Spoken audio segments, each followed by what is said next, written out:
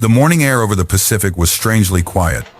The last echoes of engine roar faded into the distance as pilots climbed down from their aircraft, their faces streaked with sweat and triumph. On the flight deck of Akagi, heat shimmered off the metal, carrying the heavy scent of fuel and salt. The men around him laughed, embraced, and celebrated what seemed like an unquestionable victory at Pearl Harbor, a blow so devastating that even the most optimistic planners had not dared imagine it. But Commander Minoru Genda did not celebrate. He looked toward the horizon, where the rising sun cast long shadows across the sea, and felt something colder than the December wind. Beneath the noise of victory, he could already hear the quiet truth. The numbers did not lie. The fuel that burned in every returning aircraft, the oil that surged through every warship engine, those numbers told a story no bomb could erase. Had Japan truly struck a decisive blow, or had it simply lit the first fuse of a war it could never afford to fight? The answer, he knew, waited in the mathematics no one wanted to confront. The road to Pearl Harbor did not begin on the morning of December 7th. It began years earlier, in boardrooms, ministries, and quiet naval offices where charts of oil reserves lay open beside maps of the Pacific. Japan's leaders understood that their empire, vast as it looked on paper, ran on fuel they did not possess. Nearly 90% of the oil that powered their ships, aircraft, factories, and cities came from foreign shores, mostly from the United States and the Dutch East Indies. Every battleship sortie, every training flight, every convoy escort consumed a resource Japan could not replace. By the summer of 1941, the situation turned critical. After Japan pushed deeper into Southeast Asia, the United States responded with a full embargo on oil shipments. Britain and the Dutch government in exile quickly followed. For the first time in modern history, Japan faced a future without the lifeblood of its military power. In Tokyo, anxiety mixed with calculation. A nation that had built its identity on expansion now confronted a choice that would determine the fate of millions. Inside the Naval General Staff, planners like Captain Kamei Kurashima worked through the numbers with a quiet intensity. He knew the cruising range of every American and Japanese warship by memory. He knew how much fuel a destroyer burned at 15 knots, and how that figure tripled when combat required maximum speed. He knew Japan's reserves, 50 million barrels, looked impressive only until measured against real wartime consumption. At peacetime rates, the Imperial Navy alone burned through nearly half of that each year.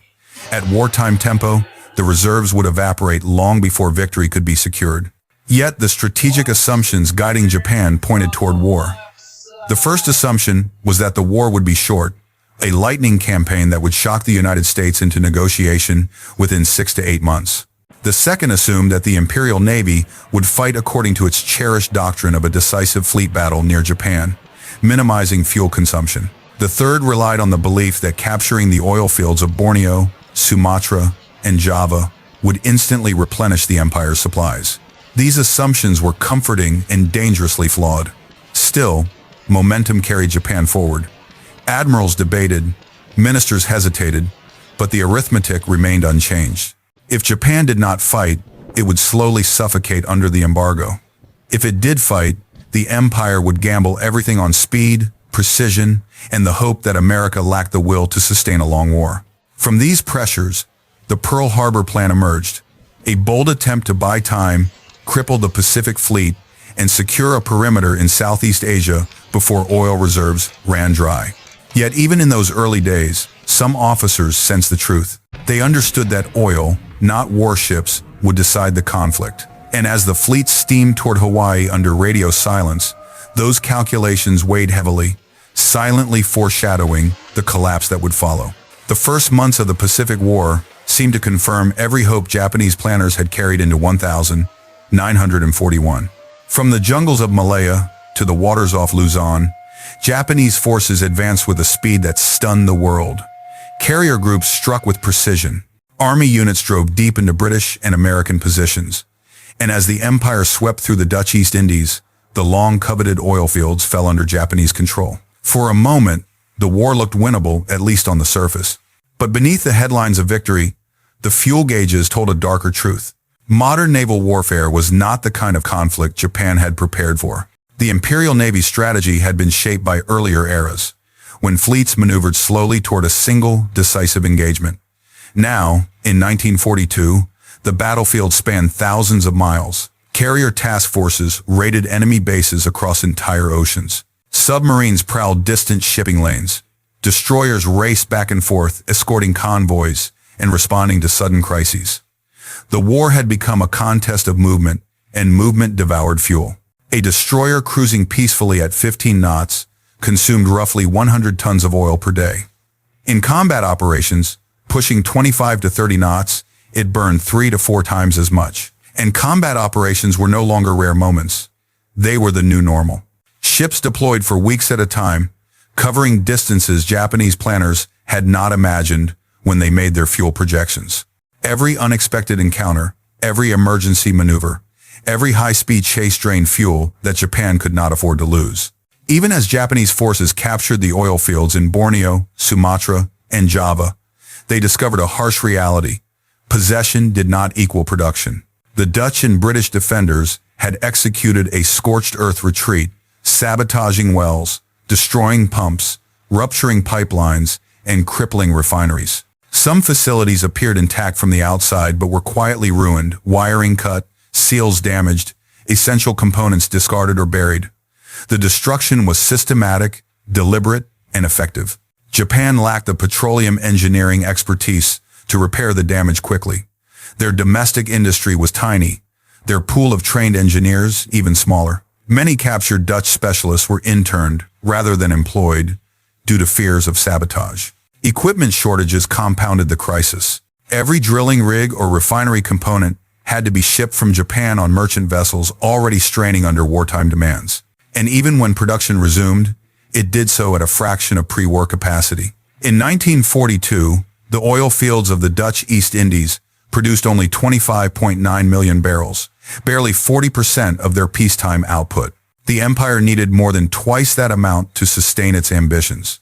By the time the Japanese high command realized the full scope of the crisis, their early victories had become a trap. Every mile gained in the Pacific stretched their supply lines further. Every new front demanded more fuel. The short war they had counted on was slipping away, replaced by a grinding struggle Japan was never built to endure. By late 1942, the first signs of collapse were no longer subtle. The Imperial Navy's fuel reserves, once projected to last years, were shrinking at a rate that stunned even the most pessimistic officers. What began as a manageable shortage soon revealed itself as a structural crisis. Production in the Dutch East Indies could not keep pace. Shipyards could not build tankers fast enough. And above all, American submarines had found Japan's Achilles heel. The submarine war was not flashy. There were no great battles, no sweeping formations of aircraft overhead, only the quiet, deadly work of steel hunters lying in wait along Japan's supply routes. The Luzon Strait became a graveyard for tankers. Each sinking was more than a loss of tonnage. It was a rupture in Japan's economic bloodstream. A single tanker might carry 75,000 barrels of oil, enough to fuel destroyer operations for weeks. When it vanished beneath the waves, that fuel vanished with it. Oil sat useless in storage tanks in Borneo and Sumatra with no ships left to carry it home. Those tankers that survived sailed under constant fear. Crews zigzagged across the ocean, detouring along coastlines, hiding in shallow bays. Routes that once took 4 weeks stretched to 5 or 6. Every extra day burned fuel and reduced the number of annual voyages. Even without torpedoes, the submarine campaign was eroding Japan's logistics through psychology and delay. Desperation pushed the Imperial Navy toward drastic solutions. Some proposed reducing fleet operations, keeping ships idle to conserve fuel. But doing so meant surrendering the initiative to the Americans. Others suggested basing the fleet near the oil fields in Singapore or the Dutch East Indies, closer to fuel, but thousands of miles from the battles that mattered. And in a move born from necessity, ships increasingly burned unrefined crude oil. The effect was immediate and brutal. Boilers fouled, maintenance cycles shortened, failures multiplied. Every attempt to stretch the fuel supply came with a cost the fleet could not afford. By mid-1944, the consequences were undeniable. At the Battle of the Philippine Sea, Japanese carriers entered combat at the edge of their operational range, unable to maneuver freely for fear of burning irreplaceable fuel. Their aircraft were launched into what would be remembered as the Great Marianas Turkey Shoot, but the ships beneath them were already doomed by the math that stalked every mile they traveled. Months later, at Leyte Gulf, Japan committed its remaining strength in a last, desperate sortie. The operation consumed a staggering portion of the Empire's dwindling reserves. When the surviving ships limped home, some barely afloat fleet commanders faced a grim truth. There would be no more large-scale operations. The tanks were dry, and then came April 1945. The battleship Yamato, pride of the Imperial Navy, was ordered to sail on a mission designed with no return path. With barely enough fuel to reach Okinawa, she would beach herself and die as a stationary fortress. It was not simply a tactical decision, it was the final acknowledgement that Japan's war had been lost long before its greatest ship met its end. The tragedy of Yamato was not its sinking, but the stark reality it revealed. A navy that once ruled the Western Pacific had been reduced to a fleet of immobile giants, trapped by empty fuel tanks, and the arithmetic no one could escape. For the United States, the attack on Pearl Harbor did not trigger hesitation or fracture, it forged unity. Within hours of President Franklin Roosevelt's address, declaring December 7th, a date which will live in infamy, the American public, Congress, and industry aligned with a clarity Japan had never expected. What Japanese planners assumed would break American resolve, instead ignited one of the greatest industrial mobilizations in human history. Factories that once built cars began turning out tanks, aircraft, and engines. Shipyards produced new carriers and Liberty ships at a pace the world had never witnessed. Most importantly, the United States expanded a logistics network on a scale Japan could not imagine. Fleets of oilers, convoys, repair ships, and a constant flow of tankers that made American naval operations effectively limitless. Fuel, once merely an asset, became a strategic weapon. American submarines became the sharp edge of this logistical warfare. Guided by intelligence breakthroughs and supported by a constant stream of new boats, they hunted Japan's merchant fleet with uncompromising focus. Unlike surface battles, this campaign unfolded quietly, ship by ship, tanker by tanker, until Japan's entire maritime lifeline began to unravel. Each submarine patrol chipped away at the foundation of Japan's war effort, reducing its ability to move oil, troops, equipment, and even food. The submarine force, which made up less than 2% of the U.S. Navy, would ultimately sink over half of Japan's merchant fleet.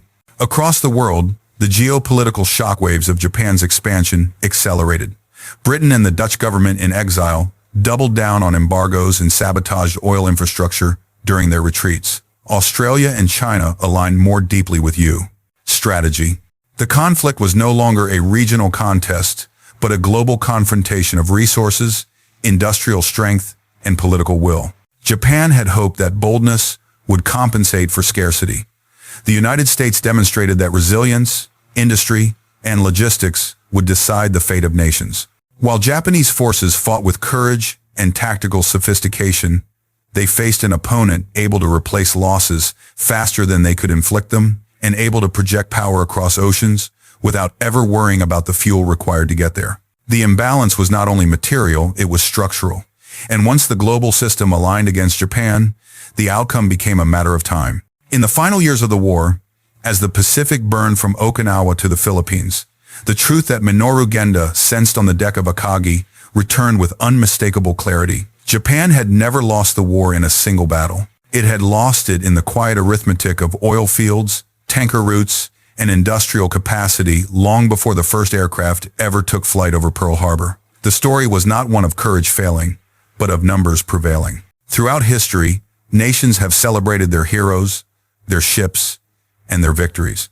But the Pacific War reminds us that triumph and tragedy often begin in places far from the battlefield: boardrooms, planning tables, supply depots, and factories. Japan's planners had hoped that skill, discipline, and daring could bend reality to their will.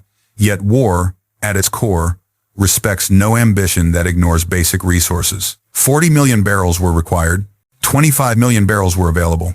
The gap between those two figures was the true battlefield, and it was one Japan could never cross.